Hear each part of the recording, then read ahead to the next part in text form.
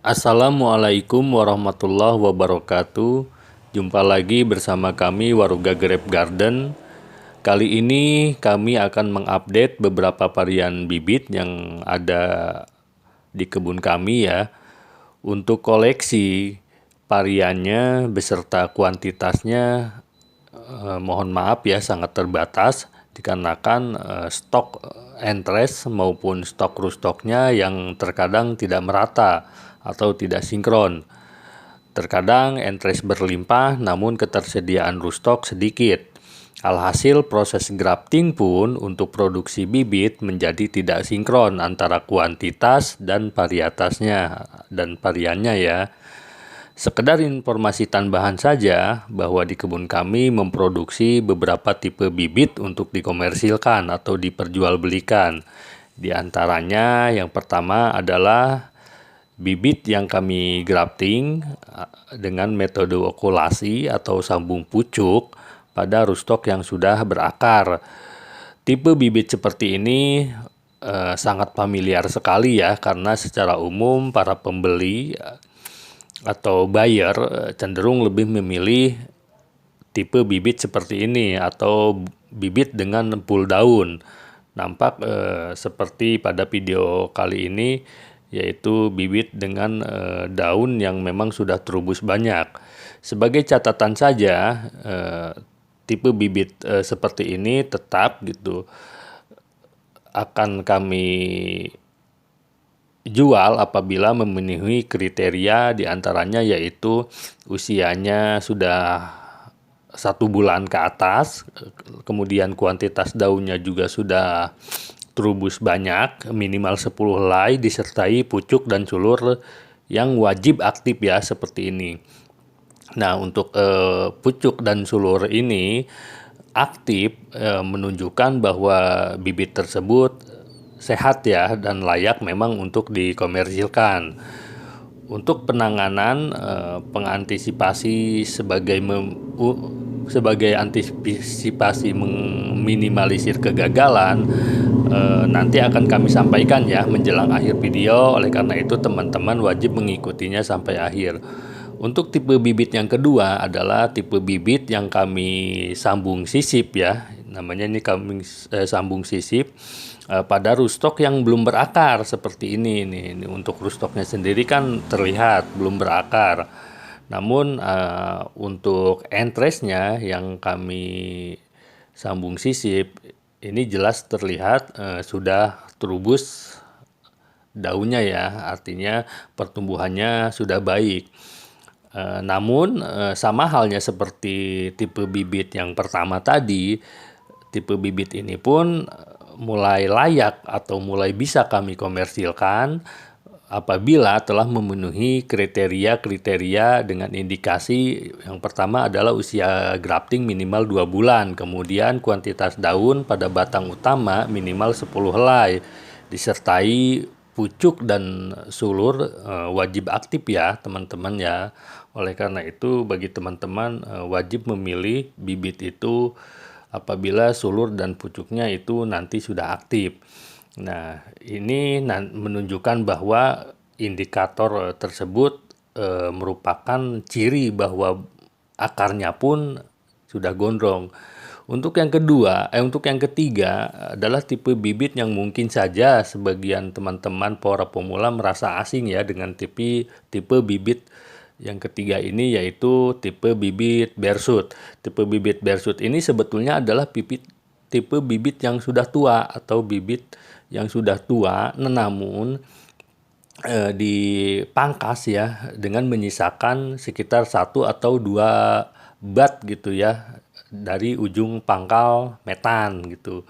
Nah, biasanya tipe bibit seperti ini merupakan tipe bibit yang memang khusus biasanya diperuntukkan untuk pemesan yang memang jauh gitu lokasinya gitu. Karena dengan memangkas seperti ini menghindari stres di perjalanan. Sebetulnya kualitas dari bibit seperti ini menurut kami sih sangat direkomendasikan.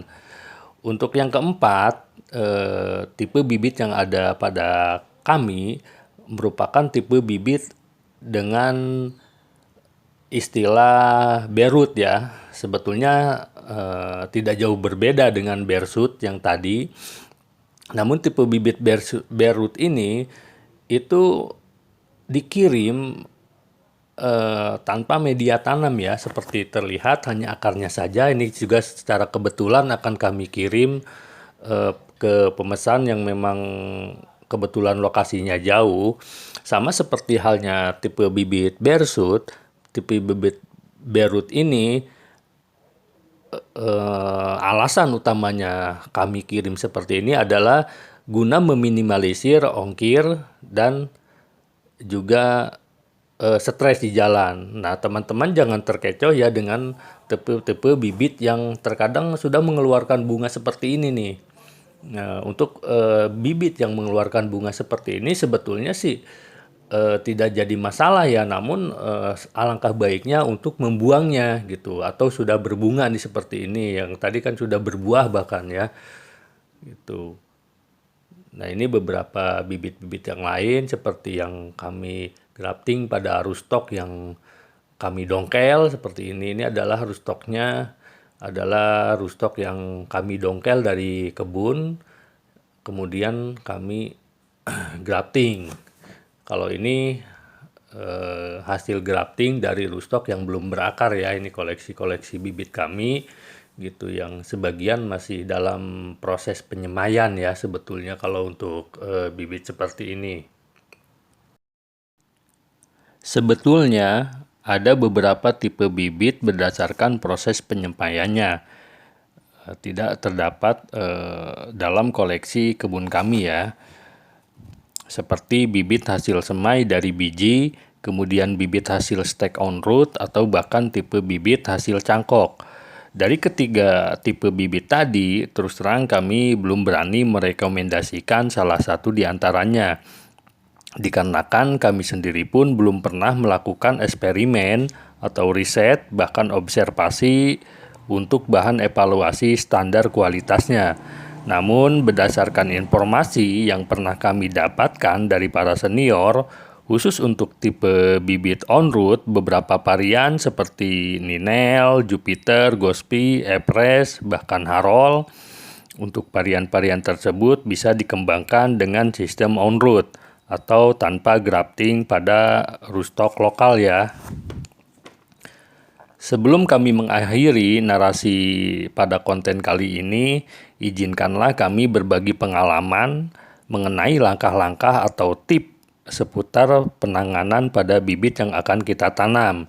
Hal ini guna meminimalisir kegagalan-kegagalan yang mungkin saja terjadi kelak nanti.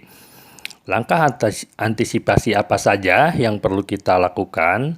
Di antaranya yang pertama, teman-teman wajib menyiapkan terlebih dahulu media tanam sebelum bibit itu dipindah tanamkan ya, atau dipindahkan. Untuk syarat media tanam itu sendiri wajib matang ya, wajib sekali matang, itu kuncinya. Wajib matang, homogen, serta memiliki porositas yang baik, dengan indikator media tanam tersebut rentan ditumbuhi gulma atau rumput. Artinya teman-teman jangan pernah sekali-kali menggunakan media tanam dalam kondisi belum matang atau metan tersebut belum ditumbuhi berbagai macam gulma atau rumput. Karena apabila media tanam tersebut masih dalam kondisi dekomposisi atau masih terfermentasi, hasilnya akan berakibat fatal sekali, seperti pertumbuhan tanaman tersebut menjadi stuck ya, atau tidak berkembang. Bahkan diaplikasikan berbagai macam pupuk pun itu akan percuma ya teman-teman ya, karena media tanam merupakan salah satu kunci utama. Sekali lagi, media tanam itu kunci utamanya ya, yang dapat menentukan kesuburan tanaman. Lanjut untuk tip yang kedua, yaitu pilihlah bibit yang genjah atau mudah dibuahkan ya, seperti Jupiter, Gospi, Heliodor, Trans, Julian, bahkan Tamaki. Sebetulnya masih banyak sekali varian-varian genjah lainnya yang tidak mungkin kami sebutkan satu persatu. Tip berikutnya yang merupakan tip terakhir adalah pilihlah bibit yang usianya sudah cukup tua, disertai pucuk dan sulur telah aktif ya. Jadi pucuk dan sulurnya itu wajib aktif.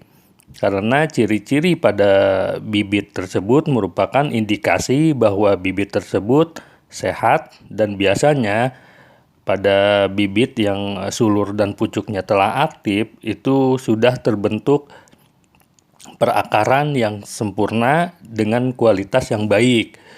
Mungkin itu saja narasi dan tip-tip dari kami.